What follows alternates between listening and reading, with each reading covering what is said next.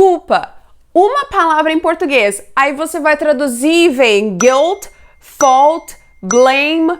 E agora? Hey guys, I'm Teacher Jaque. And I'm Teacher Meilin. E hoje vamos te falar sobre a diferença entre guilt, fault and blame. E, acredite ou não, essas três palavras têm uma única tradução em português, que é culpa. Vamos começar com blame. Blame, de modo geral, é muito mais comum utilizar ele como um verbo. Por exemplo, I blame you. Eu te culpo por alguma coisa. Mas também é possível utilizar ele como um substantivo. Se eu coloco a culpa em alguém, I put the blame on you. Também funcionaria. Mas se eu quiser fazer um adjetivo com blame, a gente precisa mudar um pouco a palavra. Eu falaria blameworthy, que aí seria o culpado. Porém, blameworthy, ela é uma palavra utilizada mais em contextos formais. Por exemplo, if you encourage a law breaking, you are as blameworthy as the one who engages in it.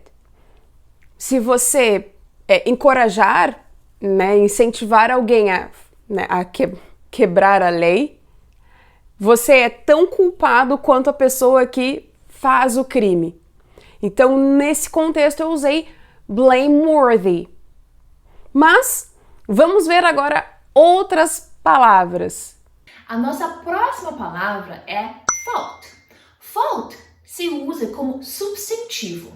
Tá? Então, fault é basicamente a responsabilidade de uma coisa, ou a culpa. Né?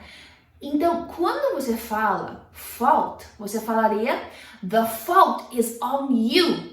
Tipo, a culpa é contigo. O fault pode ser usado como adjetivo se você usa at fault or be at fault, que você tem a culpa de alguma coisa. This man is at fault for the accident. Essa pessoa está culpado pelo acidente. Agora, o fault como um verbo tem uma ideia um pouquinho mais diferente do que o substantivo e o adjetivo. Quando você fala fault como um verbo, ele tem a ideia de criticar alguém. Tipo, they don't like her, but they can't fault her work. Eles não gostam dela, mas eles não podem criticar o trabalho dela. Então, tome cuidado quando usa fault como um verbo. E a terceira palavra da culpa é o guilt. Guilt, sim, pode ser um substantivo, pode significar culpa, porém é muito comum, tenho certeza que você já deve ter visto em algum filme a palavra guilty, que é o adjetivo, é o culpado. Então, se você é guilty for something, você é culpado por alguma coisa. Mas, quando usamos guilt como substantivo culpa, a gente tem que pensar muito no sentimento da culpa. Às vezes você não é nem culpado de fato, como o fault, né? O fault, como a mãe falou, é a responsabilidade por ter errado, é a culpa porque você cometeu um erro, sim. E a guilt pode ser que sim ou não. Aquele sentimento de culpa, por exemplo, as mães que veem o seu filho chorando e elas estão tentando ajudar, tentando fazer alguma coisa, às vezes você acha que a culpa é sua, que você está fazendo algo errado, então you feel the guilt, você sente a culpa, mas às vezes não é sua culpa. Podemos sim usar guilt com esse sentido de fault, que é a responsabilidade pelo erro, só que normalmente nesses contextos a gente usa o verbo admit junto. Por exemplo, se nós temos dois suspeitos de um crime e eles admitem a culpa para a polícia, eles confessam, né? Então poderíamos dizer, both suspects admitted the guilt to the police. Então eles admitiram a culpa que está como substantivo, mas normalmente ela vem junto de um verbo como admit. Uma coisa interessante que eu gostaria de levantar aqui, como a Jackie falou, a pessoa é guilty ou not guilty. Quem presta atenção, ou que prestou atenção, no nosso thumbnail, vai lembrar how do you plead? I plead guilty and I plead not guilty.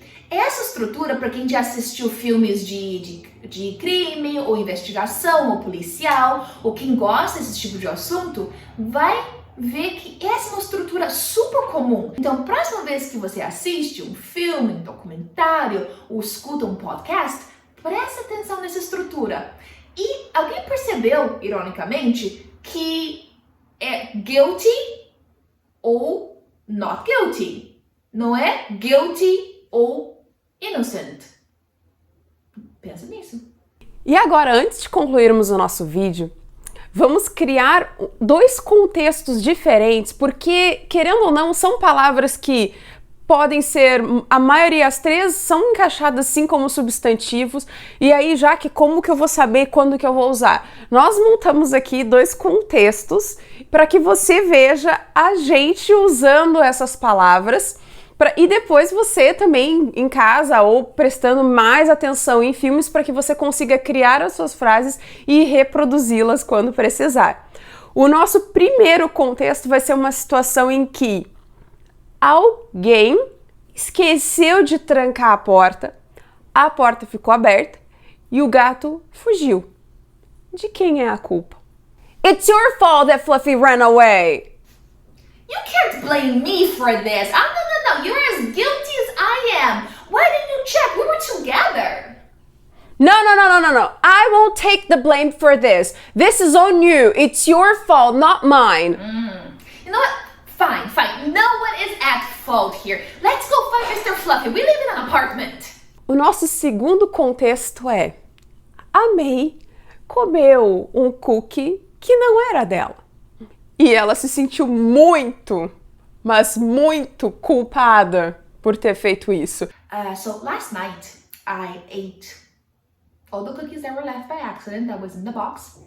I didn't think much of it at first, but then as I was going to bed, I felt this pang of guilt because they are my mother's favorite cookies. They are my mother's favorite cookies, and she has them every morning when she wakes up with her cup of coffee, and they make her super happy. So by 11 p.m., I felt so guilty, because I knew that tomorrow morning she wouldn't have any cookies to eat. So my guilty conscience didn't let me sleep. I couldn't sleep because all I kept thinking about was how sad she was gonna be. So I got up in the middle of the night and drove to the store to buy her some cookies. I bought her a box of cookies because I couldn't live with the guilt of knowing that tomorrow morning she would wake up and not have any cookies with her coffee and she would just be super sad. So I got her a box of cookies and I hid them in the cupboard in the night so that she could wake up tomorrow morning and find the cookies, and then she'll be super happy that she has an entire box and I can, feel better about this. E aí, ficou com alguma dúvida sobre fault, guilt, blame? Deixa aqui nos comentários, mas não esquece, existem sim outras palavras que podem trazer a ideia de culpa, mas certamente essas são uma das principais que você vai ouvir e provavelmente precisar usar no seu dia a dia. Não esquece, pratique, crie e compartilhe com a gente. Thank you everyone and see you all next time. See ya! Bye!